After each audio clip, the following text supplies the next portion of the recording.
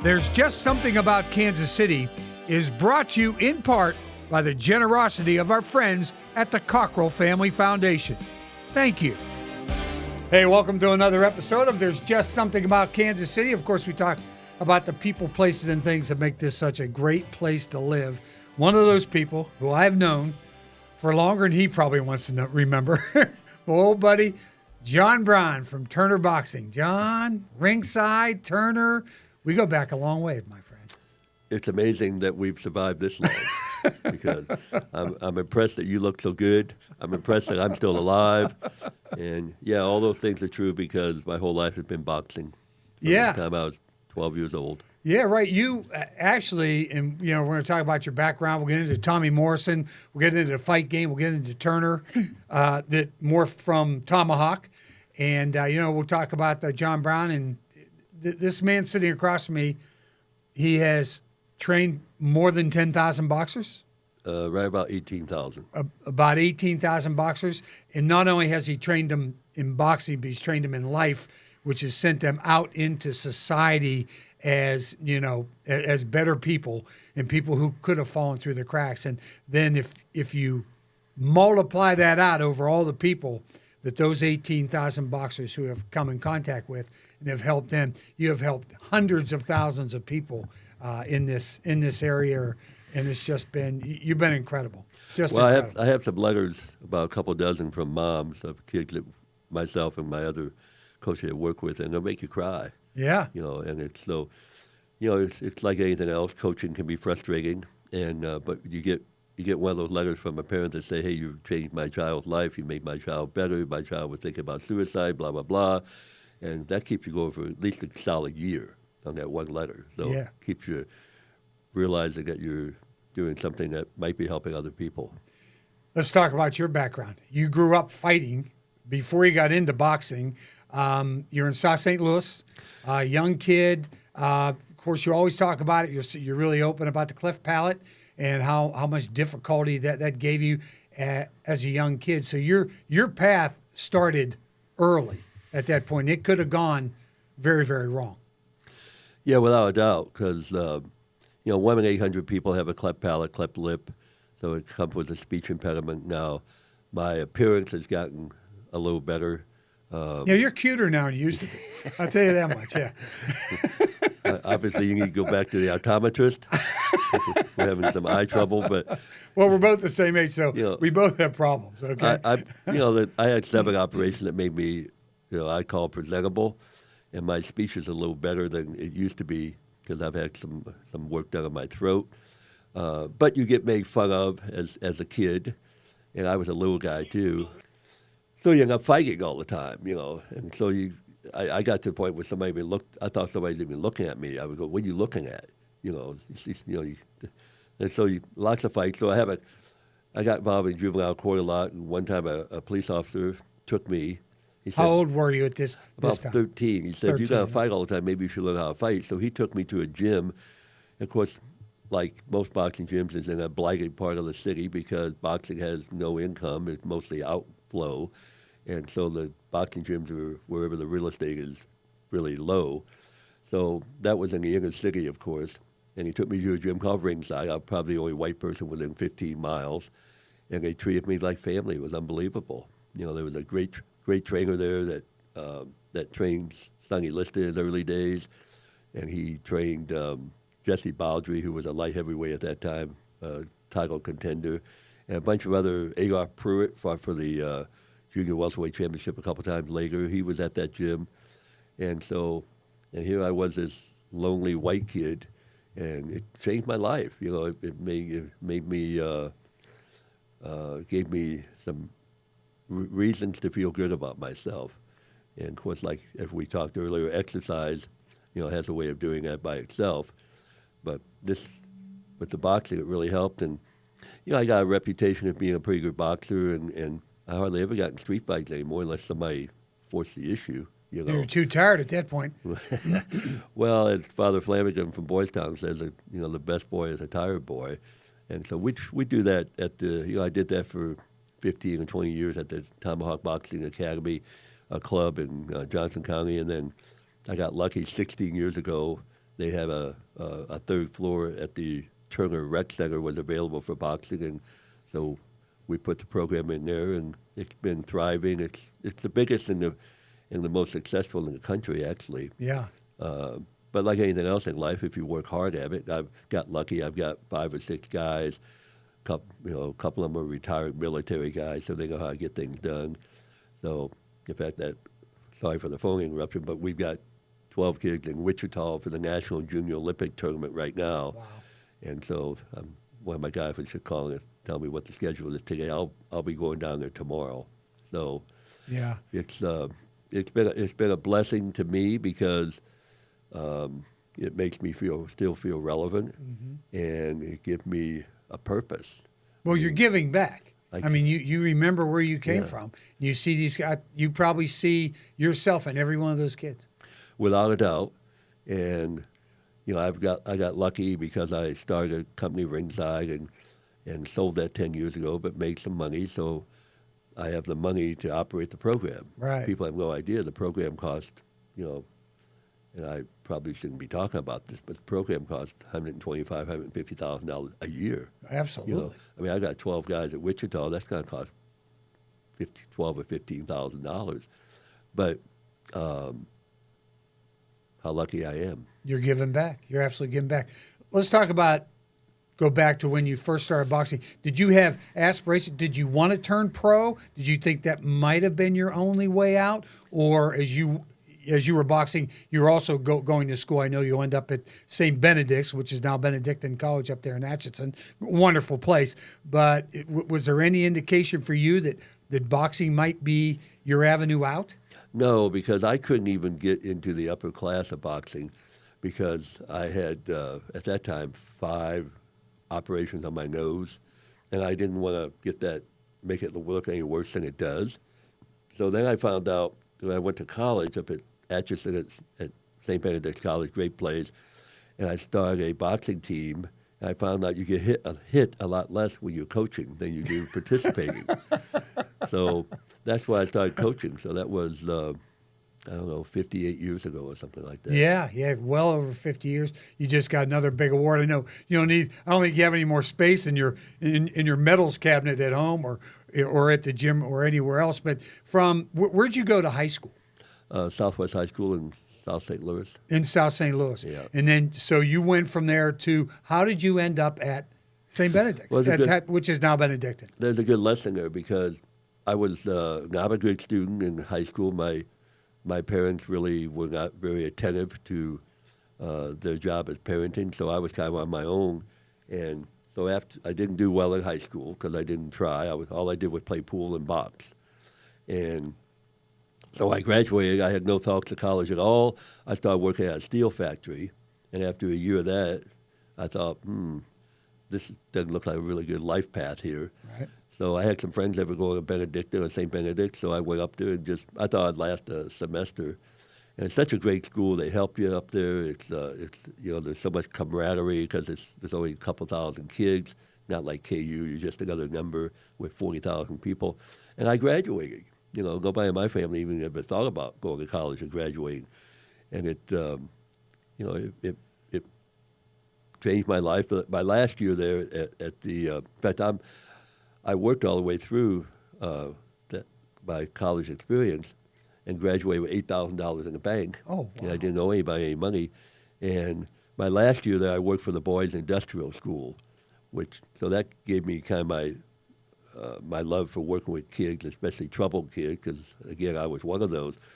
So when I got out of school, graduated, I took a job with a company called Jung Products. They sold jock straps and men's hosiery, and I did that for about 6 months, and thank God I got fired. And, got tired of selling jocks, did you? Oh my God! Yeah, I mean, God bless the people that can do those kind of things, but it wasn't me. And so I started working for the juvenile court. Right. Did you think at that time maybe police officer, maybe because the police officer sort of saved your life back in South St. Louis? That might have been in the back of your mind at one time, or was it? Not really. I didn't have any anybody to ever try to influence me that way or educate me about being a police officer. I think I would have liked it, but I ended up where I wanted to be, working with troubled kids. And then I started boxing. I started coaching at Argentine Parish House. Then I got my own gym. And it really worked, well, because I took a lot of my kids that I was working with on my caseload in Jackson County to my boxing gym, and that gave a different level of respect between each other, because they knew I was a boxing guy. They knew I worked with kids, and so it really helped my Right. work with the young people there. And as life went on, after about 15 years there, I realized I think I was still making, $8 an hour or something. Yeah. I thought I might want to think about making some money. And of course, my passion being boxing, I thought, how can I make money in boxing? So I started a little equipment company, and it, like anything else, if you work at it, if you're obsessed, and I try to teach my boxers, especially ones that get really good, if you really want to be good at anything, you have to be obsessed with it. Like you were obsessed with being a sports announcer. That's why you were all over the, for years, you were the main guy doing that, because I know you were obsessed with it. And that's the key to success. So I got obsessed with my business, and it became successful. I got lucky. And, other than having to deal with lots of employees all the time. People. Every day was a joy. I get pissed off at night at 2:00 when I had to go to sleep. I trained I used to brag about how tough I was because I could only get by on 5 hours of sleep. Of course, I find out later in life that all I was doing was killing myself. Yeah, earlier. Yeah, all I was doing is hurting my health. And but I would actually get mad. I had to sleep from 2 to 7 before I go back to work. And work. I worked 100 hours a week for probably 20 years. Wow. But it wasn't work. It was all fun. We created new products. We created hundreds of products for boxing to make it safer and better, and little key rings and things that. Yeah, we have one here. You're a knockout. We got them. I got a right and left-hander right there. I give away 10,000 of those a year. Oh, do you really? That is awesome. Make people, everybody, especially women, because it's pink, they get one and it makes them happy. Yeah. And so it's fun to do that. Yeah, and you really have helped a lot of people, like we were talking about. But let's talk about Ringside a little bit. Of course, you're in boxing. You knew this sport is not the safest sport in the world, and let's try to make it as safe as we possibly can, because we know 99% of these people that we're training, these young kids, are not going to be professional boxers. So we don't want to give them a problem later in life because they're always getting hit in the head. And I know your training technique about moving your head all the time, but the fact that Ringside had started to really get into the safety side of boxing, which I don't think a whole lot of other people really cared about who were in the industry at that time. Not really. It was amazing. And I knew what was needed because I was involved in the sport every day. Right. At the coaching level. And I mean, you start with gloves. I used to buy for my kids, we're talking about the late 70s now, I would go to Elliott Sporting Store, if you remember that. They were downtown Grand Avenue, and buy these Everlast gloves that were stuffed with crap or some kind of hair padding. And I cut them open, pull it out. I went to a furniture factory that I found, a furniture place, and bought foam and stuffed them with 4 inches of foam, so they were big and pillowy. So when the guys sparred, they were safe. Were the gloves soft and pillowy, but they were big, so you put them in front of your face, and it's hard to hit somebody in the face with that. And I never talk about professional boxing. I'm not a fan of professional boxing a lot. It's a dangerous sport. God bless the ones that can do it, the Oscar De La Hoyas. And the only person I've ever turned pro was Tommy Morrison, until this young kid, Marco Romero. He's just a super kid. He's got the potential of a Morrison kind of guy, athletic-wise and boxing-wise, but he's a great kid. He grew up with, he's a Mexican-American kid, and of course they all have great families, and they're all, the families support everything, and he comes from a very attentive and good family. And Marco, he's just a good kid. He's 18, and he's funny, got a personality. He's a great-looking kid, according to the women that tell me this. I don't notice that stuff on men. But but Ringside, was my real passion, because we created literally hundreds of products. I mean, One day I was at Overland Park Athletic Club. Remember that? I remember that. I remember talking to somebody at the desk, and somebody walked down with a motorcycle helmet, and it had this bar right here. I thought, oh my God, that would be super for boxing. So we went home. I went back to the office and had a couple guys that were designers, and we designed that headgear. You see it a lot. A lot of people use it nowadays, but it has a bar right here, so it protects your face. And a lot of pros use it because right before they give a big fight, multi-million-dollar fight, they don't want to get hurt. Their nose. They don't want to break their nose or anything get like a cut. So they wear all that. And so we invented that, and literally all kinds of hand protectors. And back in my Tomahawk days, there was no timing device. I had a portable cassette recorder, and we played Motown music. Motown music meant work, and then it'd be silent. It'd be 3 minutes, then it'd be silent for a minute. That was rest. That's how we kept time. Right. All the songs back in those days were about 3 minutes long too. Yeah. They weren't these 8-minute harangues that you get now, but they were like 3-minute songs because they were on top 40 radio. They had to be real short and quick, and then you just took a break after. I think that's really interesting. And they gave you energy. It made you. How many times you've been to a wedding and they're playing all this crap music nowadays, and everybody's like, who cares? All of a sudden they start playing, Smokey Robinson, and they start playing. Four Tops, Supremes. Yeah. And guess what? Everybody's dancing. That's right. Martha and the Vandellas, the whole crew. Yeah, absolutely. Way back. The whole Motown crew. So I can barely plug something into a wall, but I worked at trying to invent a timer. And eventually we did. We invented a boxing timer that, like a lot of other things, I should have put a patent on it, but back in those days, I didn't have much money. It cost $15,000 to patent something. And then if somebody challenged you, got to have a patent battle. It cost $70,000. I just, I'll just be first in the market. We'll get best customer service and sell at the lowest price. Yeah. So, and that's what we did.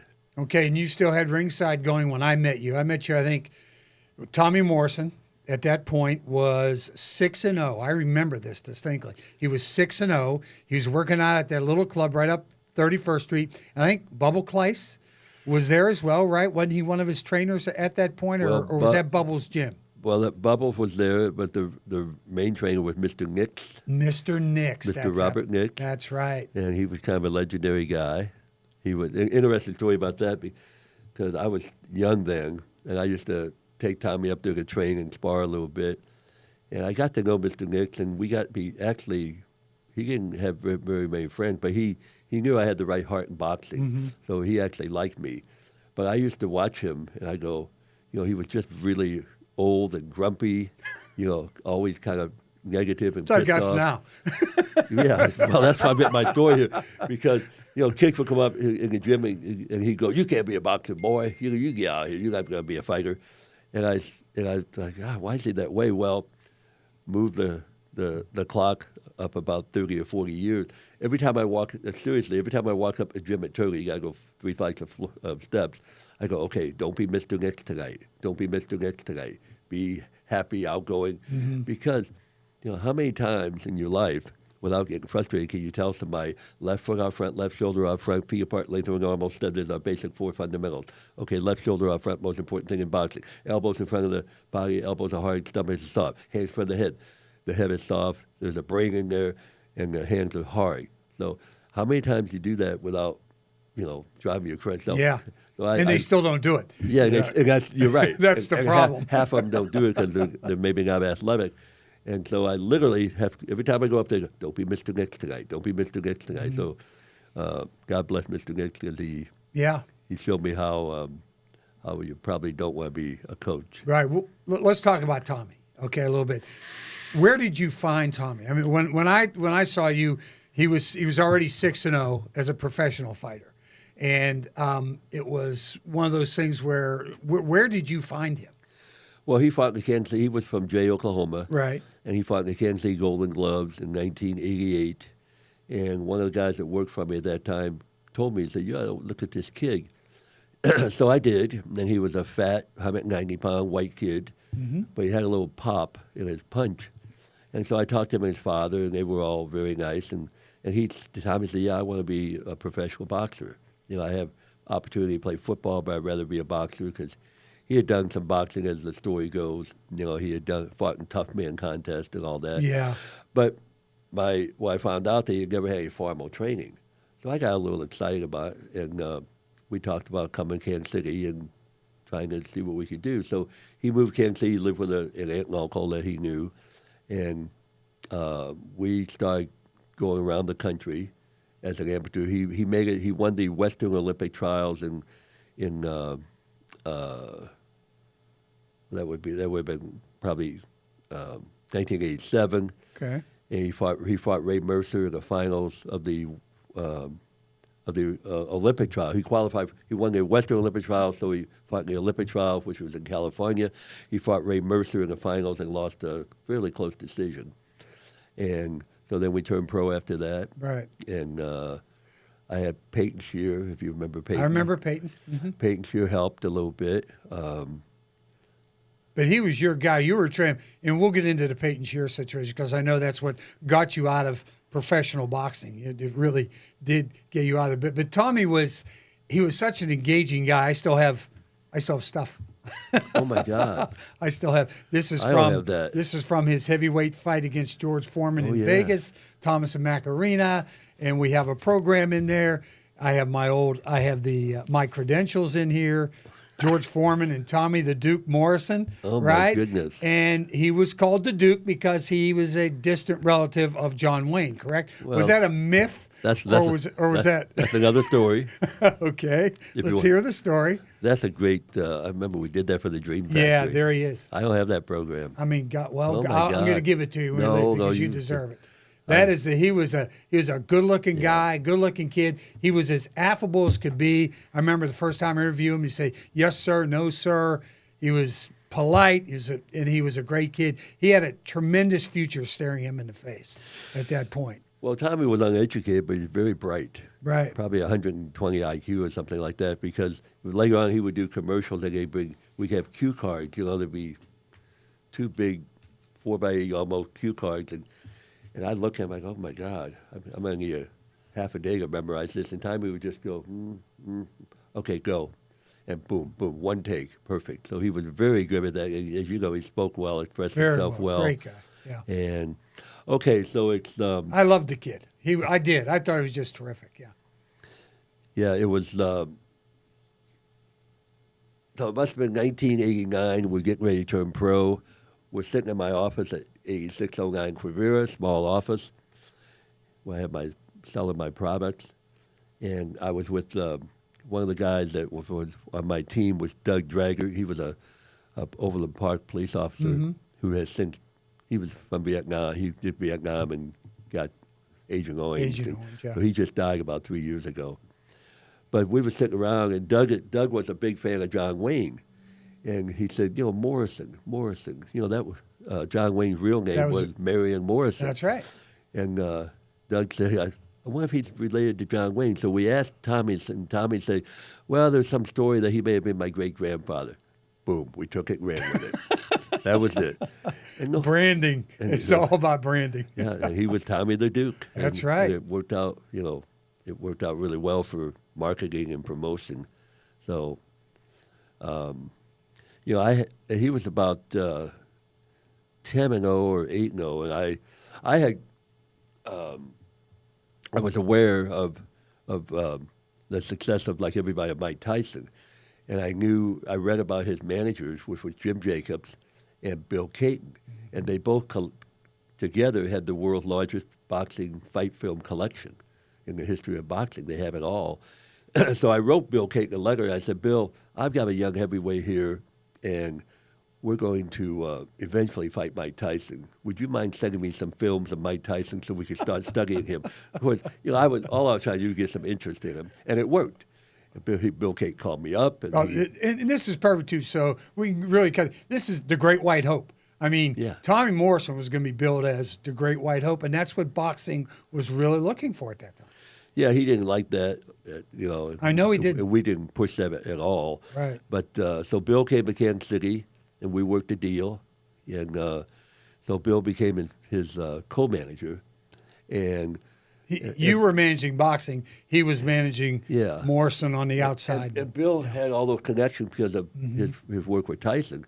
With all the, back then the networks were doing a lot of TV work, boxing coverage. So it was, like a month later where Tommy's on ABC Wild World of Sports, with a 6-round fight. And so Bill made things happen. It came at a price, though, because Bill was a little difficult sometimes. But nothing's easy in life. But that's how Bill Caton got involved. Yeah. And Tommy's career took off. And, I trained him for the first 17 fights. But he and I were like, oil and water. I mean, Tommy, in fact, we never called him Tommy. We called him head. Sure. God bless her, Karen Karnacki or somebody would be interviewing me at the gym, and they go, "Okay, can we talk to Tommy?" I go, "Yeah." Hang on, hey, head, come here. And she go, "What?" I go, "That's what we call him, because he is a head, And he became, at the first in our relationship, the dog was wagging the tail, but then the tail started wagging the dog after pretty soon. So Tommy and I, in fact, we had to cancel one fight for about $300,000 fight because he picked up a chair and tried to hit me with it, and he hurt his back. Because, Tommy was just difficult to train. In fact, one day, Doug Drager, who I mentioned before, and we have a special private training place at Bally's Health Club, which was the place to go back in those days. Sure was. And every time we walked down the hallway, Doug would say to me, "Are you ready for your daily root canal?" Which is what it was like to train Tommy, because he was obstinate and belligerent. Not very coachable at all. Right. He just didn't. He just wanted to get in and fight, like for money, and didn't want to do all the extra work on the outside. Right? He wasn't obsessed with it. Right. And so he would, we'd be trying to teach him how to maybe throw a better left hook, and he'd be, "I can't do it." And I give it. I go, "Well, Tommy, it's not hard. This is how and then we started having sex because he told me to go f myself, and I told him to go f himself. F you. And so, well, it just was horrible.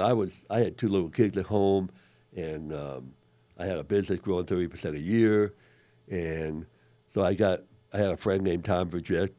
He's a PhD in exercise physiology, was a former boxing coach in the Naval Academy, worked in the Naval Academy, blah, blah, blah. And Tom he's also a runner, and so he coached track and field and all that. But he's a much better coach in terms of how to handle a difficult personality. And because Tommy would act the same way toward Tom Vergette as he did me, where I would blow up and get emotional and go, "Jesus Christ, why can't you, listen to me?" And Tom Vergette would go, just listen to you, go, "Okay, now let's work on the drill again. Let's do it again. Let's do it again." And Tom could just had that personality. It's just different. Personality just worked with Tommy Morrison, and he's the exact guy that Tommy Morrison needed. So that worked out well for me. We had to, we couldn't let Tommy train in town because he had an entourage, and with the entourage, he always got in trouble. Always. And I could tell you stories which is why I never wrote a book, because I didn't think people would believe it. They're so bizarre. I'll just give you one right now, okay? So Tommy goes down to MU, University of Missouri at Columbia, and they go down with a bunch of guys, and they hook up with some guys down there. They all go out and get drunk. They all go back to somebody's apartment. They all pass out. Tommy wakes up in the middle of the night, and about 6 guys passed out. He shaves their eyebrows off. So I get a call the following Tuesday, as I did almost every week from a lawyer, saying, "Are you the manager guy?" Tommy wants to, yeah. Now what do you do? Well, I represent so-and-so, and his parents are a little upset because Tommy shaved his eyebrows off. Of course, I'm going with my phone. I'm going, "Could you say that again? What? I mean, who even? Who would even think of that? Yeah, you can't even fantasize that." And that was the kind of stuff that went all the time. Yeah. It was ludicrous at best, but so it was fun to mold, and that's what boxing is. As a coach, you just any coach, you're just molding and shaping. Kind of like I can't mold anything, I can't paint anything, I can't draw anything, but you can create take a raw kid and create a masterpiece of a boxer out of him. Sure. And he had the potential to be that guy. I think you told him more than once. I remember an interview. I said, this kid, and this is back in the days, early 90s, this kid could make $100 million. This kid, just on who he is and the way he boxes, if he just listen or whatever he do, but this kid has the potential to make $100 million. He had the whole package. Yeah. You know, and but he's lacking integrity, lacking a work ethic, lacking being the ability to absorb coaching. And again, back to that word, he wasn't obsessed with success. Right. Wasn't obsessed with being the best boxer in the world. Now, he was afraid of George Foreman, so he trained very hard. That's the only fight he ever trained for. Right.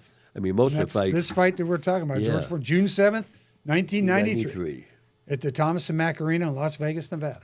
I remember it well. Yeah. I was there. My wife at that time and my young kids were sitting right next to Magic Johnson. Wow. You know. Oh boy, and there's a connection there coming up too a little bit later. Yeah. Definitely unbelievable. Yeah. So when did the break happen with Tommy with you? Well, I have a contract for 5 years.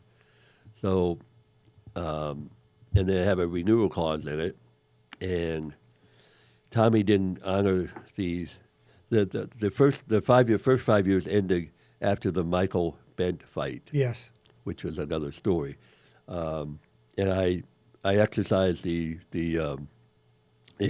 contract extension. He refused to sign acknowledge it. Mm-hmm. We ended up going to court, and I won. He owed me $600,000, and that's when I learned the judicial system doesn't always work. Because I went and asked the judge, "Judge, how do I get my money?" He said, "That's your problem."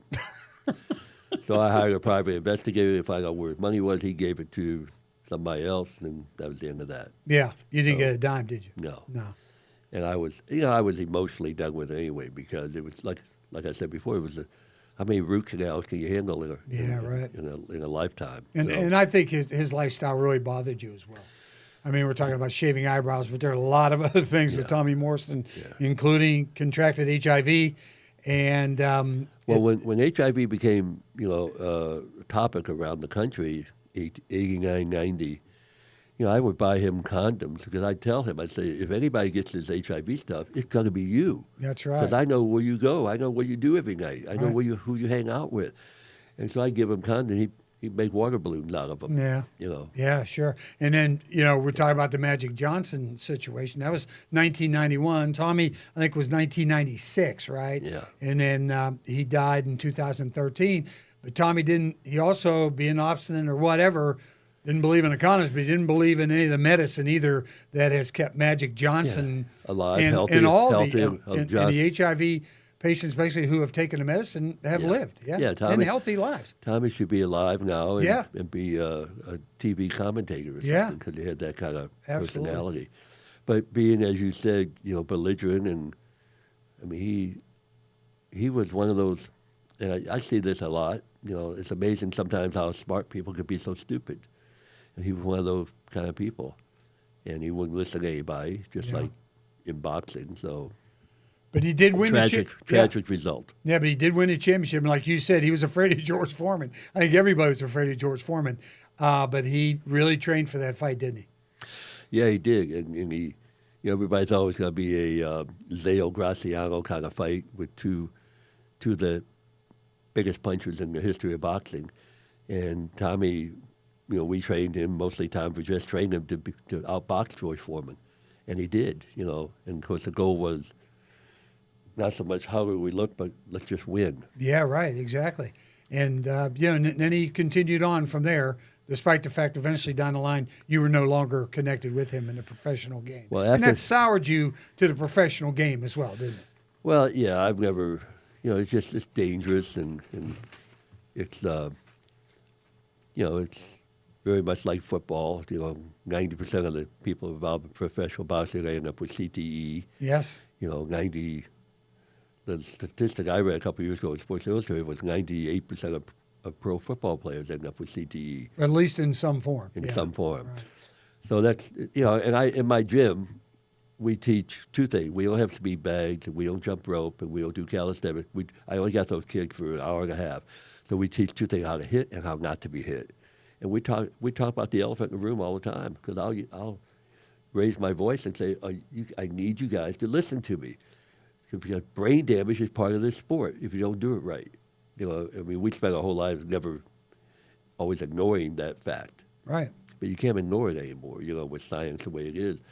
And everybody knows it's a fact. So when I see people, not moving their head, don't have their hands up, not protecting themselves, and I tell them, I said, look, guys, I gather them up all the time, and I gather them up about once every 2 or 3 weeks, and I thank them for coming in, on a hot night. We don't have much air conditioning up there, and it's the hardest sport in the world, anaerobically, aerobically, plus you get hit in the head sometimes if you don't pay attention. And I thank them for coming instead of being at home playing on their phone and eating, garbage. Eating garbage. And I also, tell them that I have a nonverbal contract with your parents to protect you guys, in a sport that can be dangerous. And, it's one of the frustrating things about boxing, even amateur boxing, is that there's not a whole lot of safety in most gyms. Right. There's certainly not a gym in Kansas City I would let my grandson box at. I'm not sure there's hardly any in the whole country, because, most coaches are not highly educated, and again, they don't want to admit that it's a dangerous sport. Right. And so they have guys spar, and they try to kill one another, which is, I went to, this is about even 10 years ago, I was in Las Vegas, and I went to about 7 gyms, and 2 or 3 of them I went outside and cried. It was just horrible what I saw. You had little, 12-year-old girls that are sparring and beating the hell out of one another, and coaches don't know any better, and they don't teach any defense. Right. So, once you get boxers that, they learn properly, they can spar really hard and hardly ever get hit, because they've learned defense and how not to get hit, which is a lot more fun than getting hit in the head. So, and then, so I've never promoted pro boxing. In fact, I've always usually, I've had, about 10 of my guys want to go pro, and I'm like, they know that I'm not interested in it. And I'm not interested because they were very good amateurs, but my rule for turning a kid pro is very simple. If I can make you wealthy and keep you healthy, I'm in. If I can't do both those, I'm not in. I don't want you fighting a 10-round fight, get hit in the head 200 times, and win. Even though you win, that's a big loss to me. I've worked with a heavyweight in Florida, a super heavyweight, kind of a Tommy Morrison guy, white kid, big kid, the nicest kid I've ever met in my life probably. And they wanted me to turn him pro, and I even had Tom Vergess lives in Florida. This kid lives on the west side of Florida. Tom's on the east coast, but I had Tom go and work with him and see if we could get the kid to be explosive, because I want to be involved in a heavyweight that's involved in long fights, because you get hit in the head. So I want somebody like Tommy that can knock people out in the first 3 rounds. Well, this kid just doesn't have the right muscle structure to be explosive. So Tommy Vergess and I both backed out, because I don't want to be involved in that stuff. Yeah. Now, Marco Romero, who we have now, is a great kid. Yeah, and you're back in the fight game, on the professional side with Marco Romero, correct? Yeah, he's had 1 pro fight. We've got 4 or 5 more lined up already. He'll fight July 26th in Atlantic City. But every night he's hammered. Well, he's had 135 fights, and I think he's probably been hit in the head hard. A lot. 2 or 3. No. Oh, not a lot. The opposite. Okay. 2 or 3 times. Seriously. You're the guy that always taught to move the head around and protect yourself. Right. Learn defense, and so his brain is extremely low mileage. That's good. And once that is not possible, I'm out. I don't want to be involved in it. Yeah. And I'll try to talk him into not being involved. But he looks like he has a pretty bright future at this point. He does. He's he's a great hard worker. And we're working with him now on building his strength up more. He's never lifted weights, so he's not really strong, and so which is good. So imagine what he's going to be. He's, like I say, he's won 21 national championships. Imagine what he's going to be like when we get him much, much stronger. Yeah, right, exactly, And again, the ability to not get hit and the ability to maybe stop his opponents early so he avoids the possibility of getting hit. Well, we'll definitely keep an eye on him. Let's talk a little bit. I think the most important mission you've ever had, though, is the kids who we don't hear about, not the Tommy Morrisons and Mark. It's the kids that you see every day, day in, day out, as you try to develop those young people to go back on the streets and become productive citizens.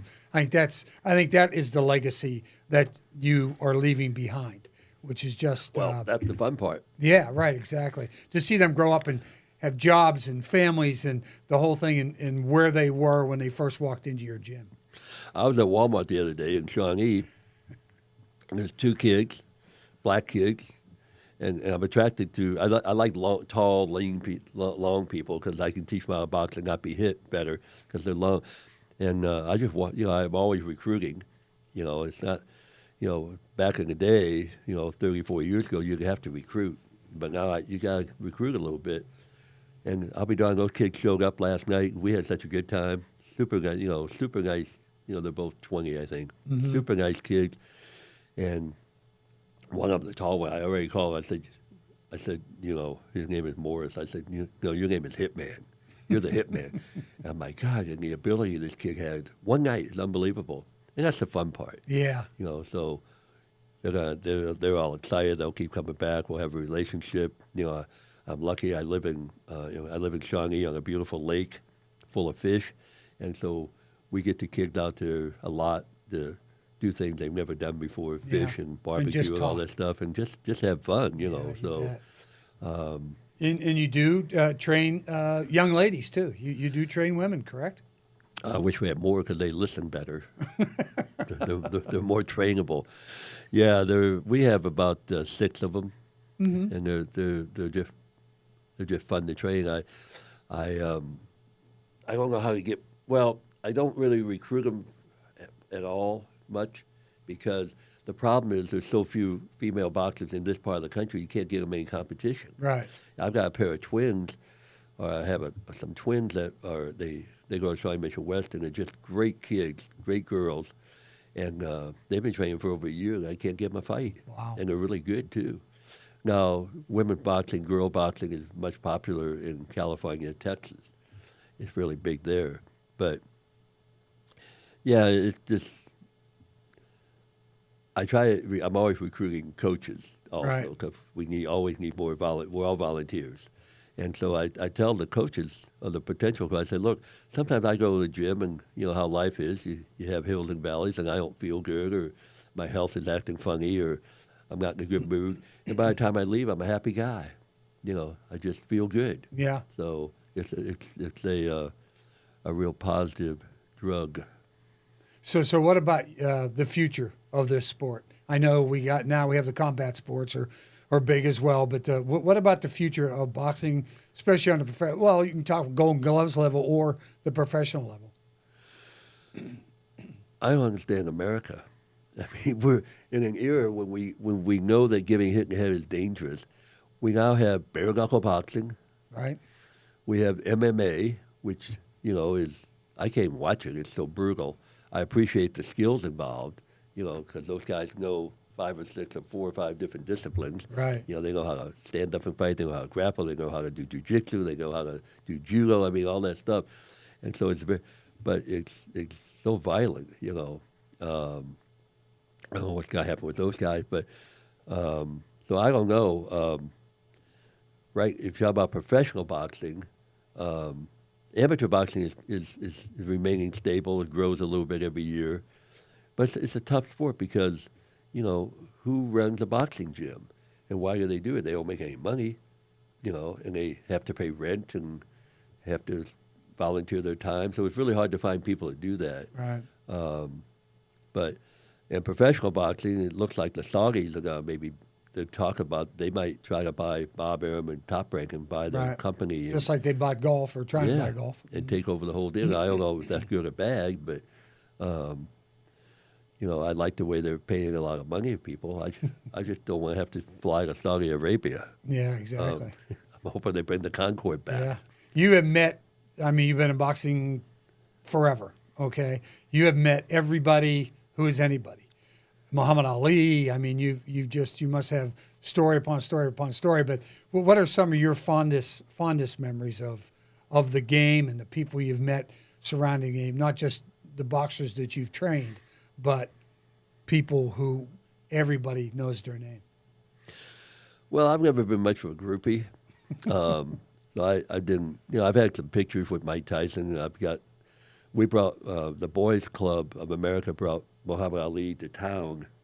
Yeah, I got to interview Ali at that 18 time. years ago, and he was pretty damaged at that point. Yes, he was. Yeah, but I got my picture taken with him, and I have a Muhammad Ali jacket that he signed. I don't know.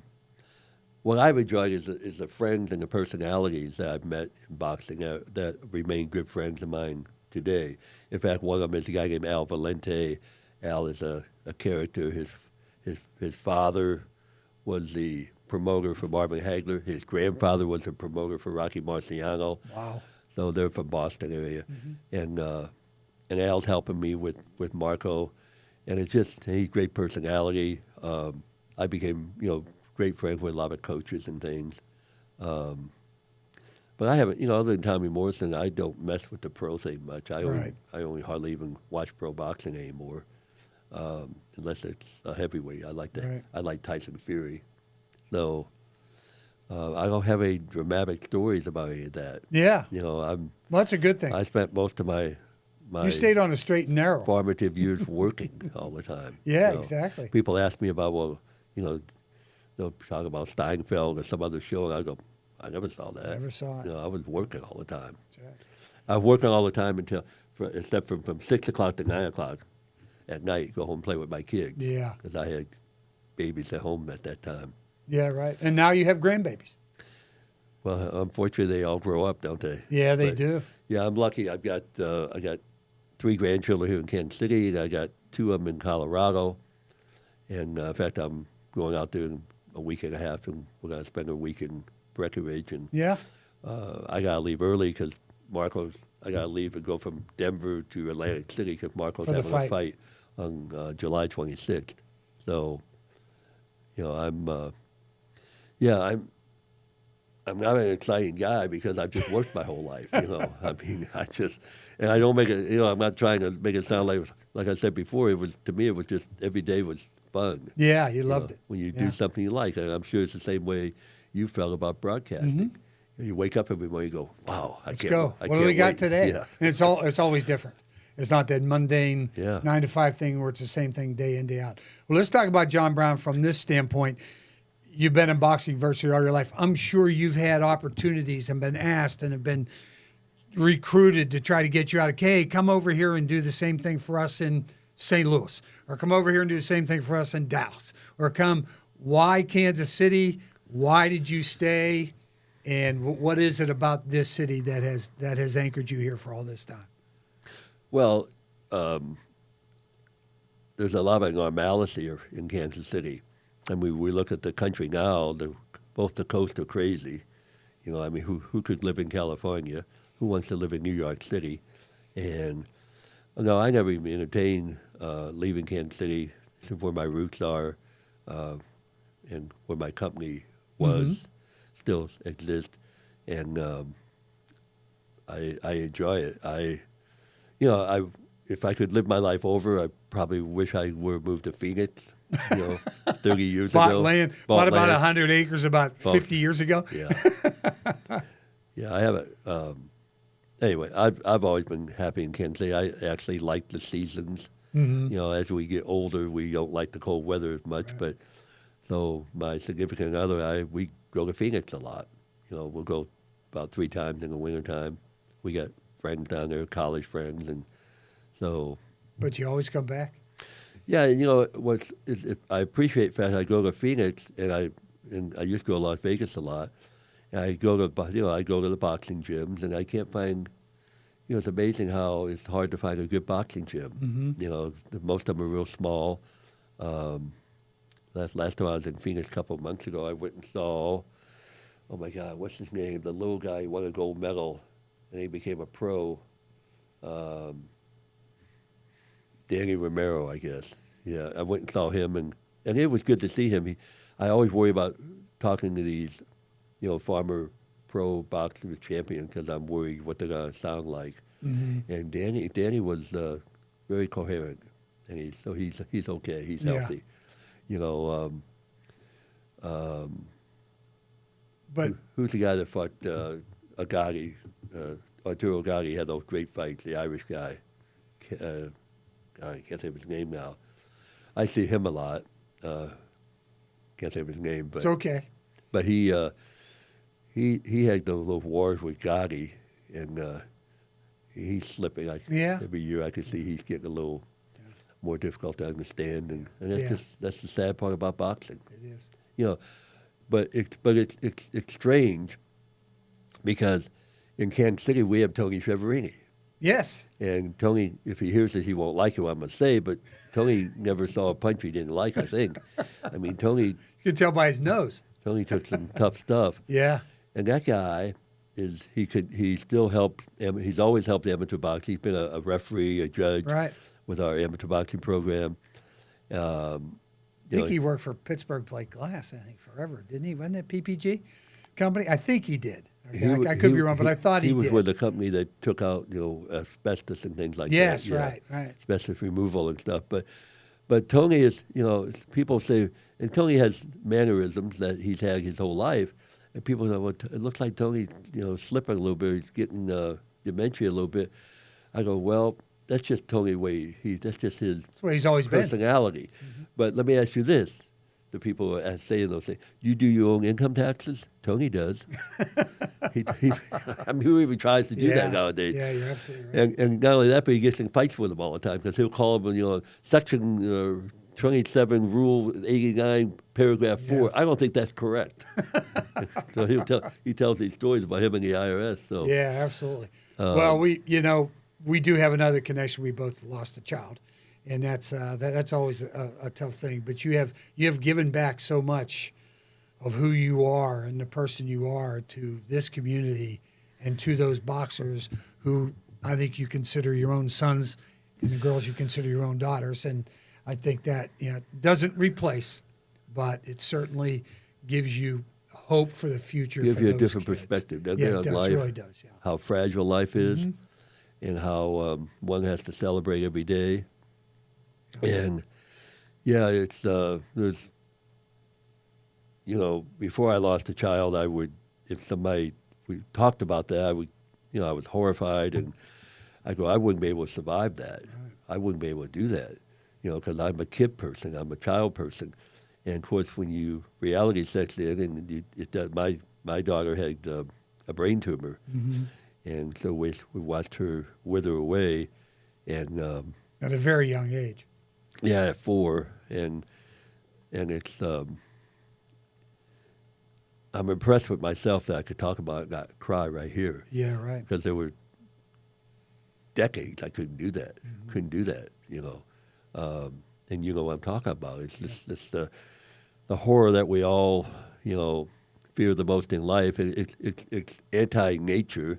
I mean, we are supposed to die before our children do, but when that gets reversed, it's just wrong, But you live for the living, and you appreciate, what you have. You appreciate the kids that you have in your life that are still alive, and I hate to say this, but it just makes you more human, I think, mm-hmm. Because you've been there and you survived this horror, We talked earlier.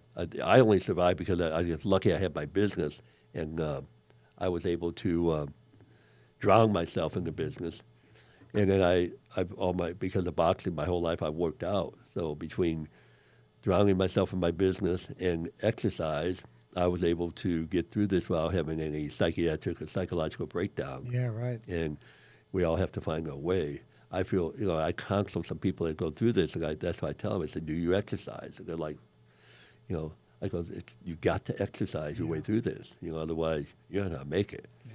And there's a lot of other people counting on you. You got other people you got to take care of. So you can't fall. You can't give up. You can't quit. So I think it's important for people to hear these things too.